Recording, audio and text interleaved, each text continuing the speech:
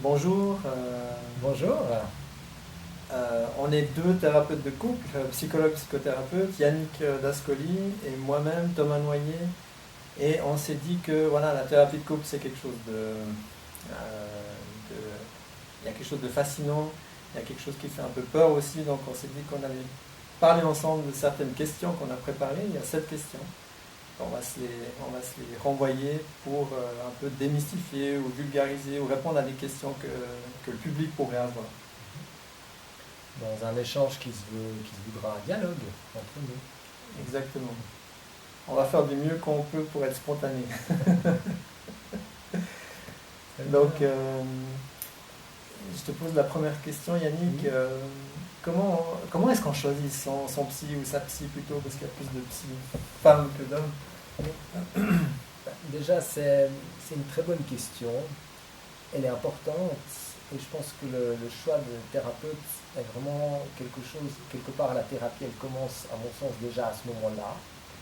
Et on est dans une profession qui n'est pas simple parce qu'il y a plusieurs euh, statuts euh, dans la grande famille des thérapeutes et il y a parfois des gens qui ont de la difficulté à s'orienter là-dedans. Donc je pense qu'il faut déjà préciser, c'est que nous sommes deux psychologues psychothérapeutes, nous avons une formation en psychothérapie, on s'est spécialisé également dans ce domaine-là, mais il y a aussi des psychiatres qui ont une formation de base de médecine et qui ensuite peuvent également compléter leur formation par la psychothérapie.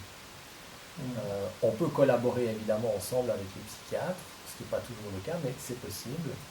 Et par exemple, c'est aussi une question que parfois on pose en tant que psychologue, psychothérapeute, on ne peut pas prescrire de médication ou d'arrêt de travail, en tout cas à ce jour, pour l'instant, ce n'est pas quelque chose qu'on peut faire. Évidemment que je pense que c'est important pour toute personne qui veut commencer une thérapie de s'informer quand même, hein, auprès des gens qui pourraient être des personnes de choix. Hein.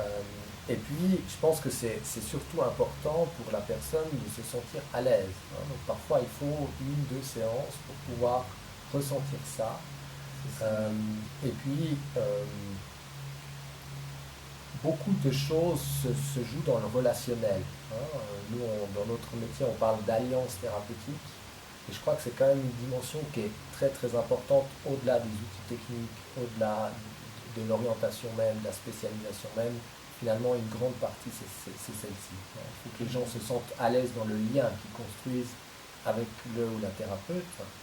Et puis, il faut aussi dire que la personne, elle reste libre dans le cadre thérapeutique d'exprimer si ça lui convient, si ça ne lui convient pas, de poursuivre la thérapie, de l'arrêter. Finalement, voilà, ça c'est vraiment quelque chose qui, il n'y a pas de contrat en soi qui prédéfinirait un cadre fixé d'avance, etc. En tout cas, je crois que là, il y a une grande ouverture qui se maintient tout au long du processus. Mmh. Mmh. Je ne sais pas si voilà, tu avais aussi toi des éléments que tu aurais voulu dire par rapport à cet enjeu du choix, hein, Oui. du thérapeute. Je trouve que c'est une excellente question, c'est toi qui l'as amené. Il y a tellement à dire finalement que bon, moi j'ai écrit un article spécialement là-dessus qu'on trouve assez facilement sur internet. Je ne vais pas me répéter, mais je trouve que ce que tu dis en substance, c'est vraiment le message que j'aimerais aussi transmettre. Donc j'ai rien de particulier à ajouter.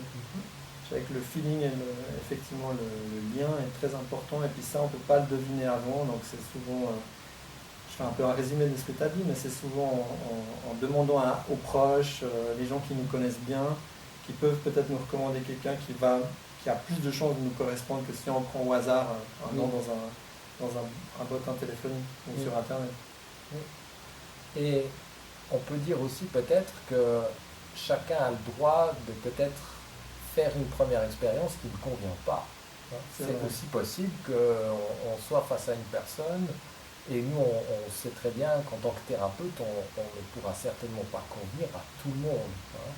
Et quelque part, si ça ne convient pas, c'est important de pouvoir en faire quelque chose et de ne pas subir une situation qui ne nous convient pas parce que quelque part ce serait antithérapeutique même d'une certaine manière. Donc on reste libre de ses choix et aussi de faire des changements si nécessaire.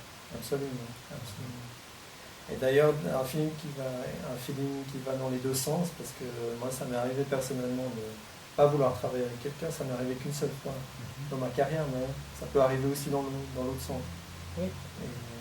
Et là, ça peut être, comme peut-être là, si je comprends bien, c'était une question de feeling, mais en tant que thérapeute, on a aussi une éthique qui nous amène aussi peut-être pour des questions de compétences. Si tout d'un coup, quelqu'un nous amène une thématique dans laquelle on n'a pas de prédisposition, de formation, de compétences particulières, ou qu'on a l'impression que d'autres types de professionnels ou de thérapeutes y répondraient mieux, c'est aussi quelque part notre éthique de pouvoir réorienter ou en tout cas discuter avec la personne de ce que pourraient être nos limites à nous par rapport à la demande qui est exprimée. Donc, bien sûr que ça va dans les deux sens. Absolument. Ouais. Merci.